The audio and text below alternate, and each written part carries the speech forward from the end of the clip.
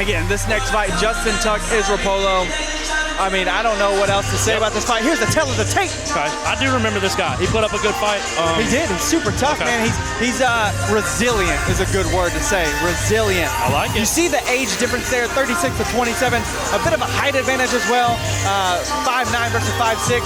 But the experience is pretty close. I know that Tuck used to train down in Orlando, did some grappling stuff down there, and man, I mean, I think that he's going to be a really tough cookie to crack, in my opinion. But Israel Polo is one of the as tough as they come type of guys. So coming from a camp like Nashville MMA, you kind of expect a lot out of those guys. You know what I mean? So I'm really excited to see Tuck and how he performs in his debut. And Nashville's got a few different guys on this card tonight. Pablo Martinez, a familiar face for Hub City. Love watching Pablo fight. Was part of our fight of the year in 2024 against Alan Esparza. Oh, I loved it. And then, of course, Ernesto Penuelas later tonight against Austin Longhaul Little, making his new weight class debut at 145. Here comes Israel Gamecock Polo. Now, man, look, I mean, I didn't get a lot of stuff from Israel, but what I do know from him, I said earlier, resilient. He's super tough, man.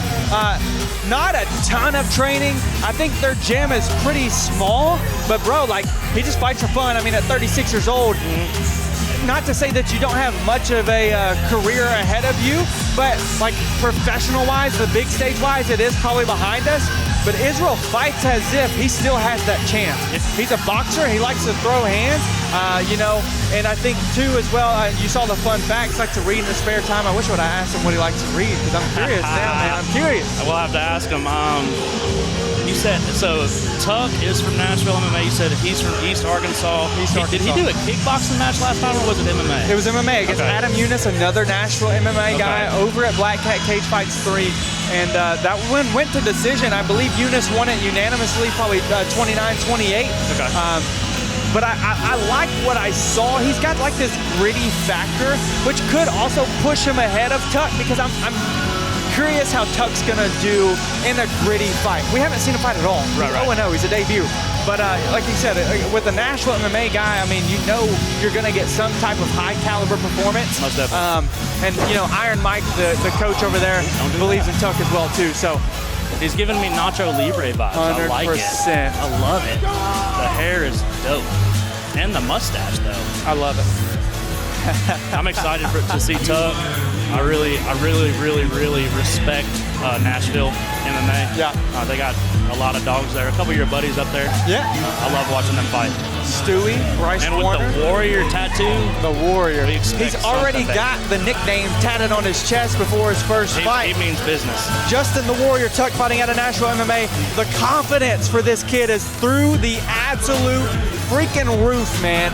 Like I said, at the press conference or at the weigh-ins yesterday, he was like, man, I'm the strongest guy here.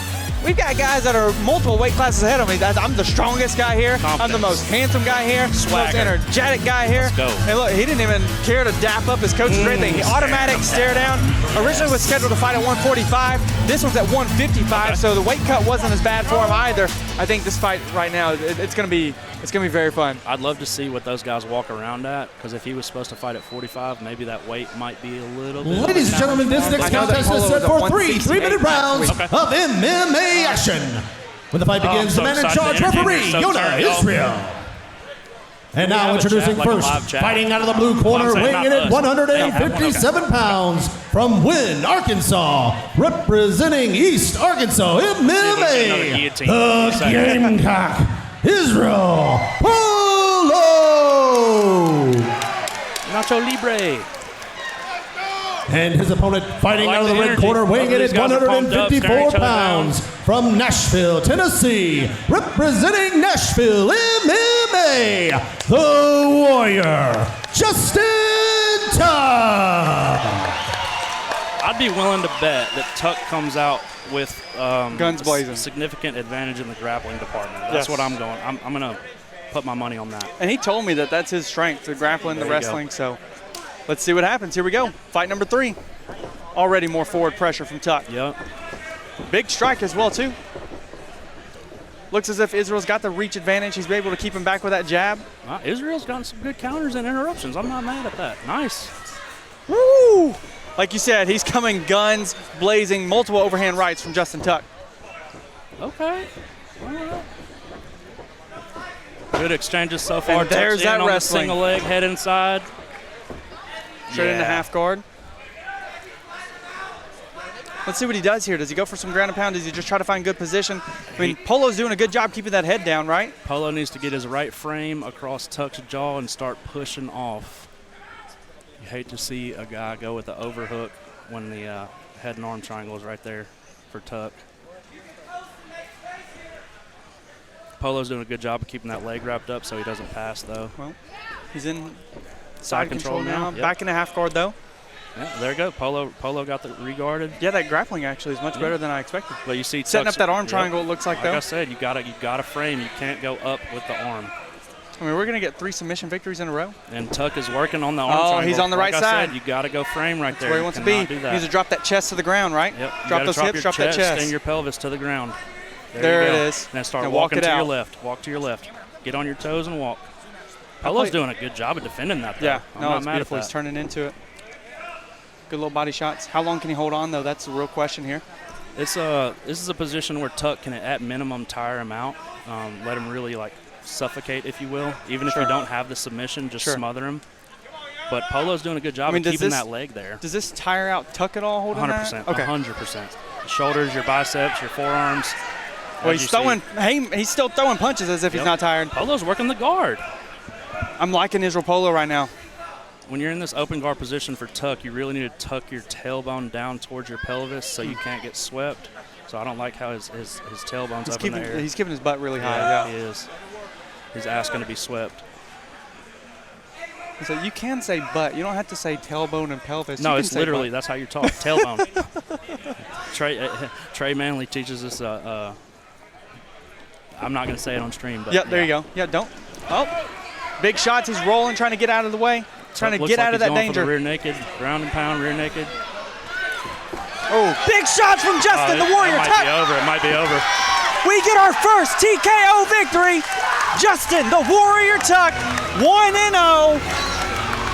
1-0. Justin Tuck, TKO over Israel Polo. Cannot complain about that stoppage either, so that was a good one. It was good. Good. Hey, let me just say, Polo surprised me. He was doing really well at regarding, keeping that leg. Yeah.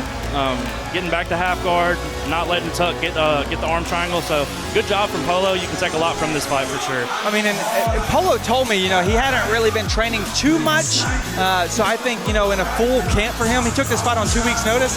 I think on a full camp. 2 weeks? Yeah. Wow. Okay, that's impressive. Yeah, he needs to hold his head high then. That's impressive. 100%. Yeah. You fight a guy from a camp like that, and you have those small wins during the round. Ladies and gentlemen, referee Yona Israel has called a stop to this contest at 2:36 in the first round, declaring your winner by TKO, the Warrior, Justin Tuck. 3 fights, 3 finishes. 3 first-round finishes. First-round finishes, baby. I'll be honest, I wasn't expecting that. I kind of expected the grappling from Tuck just because of his camp. I mean, they're good grapplers, dude. Really good grapplers. If I turn it on. Congratulations on your win, swagger man. out on the Did mic. you prepare to go to the ground?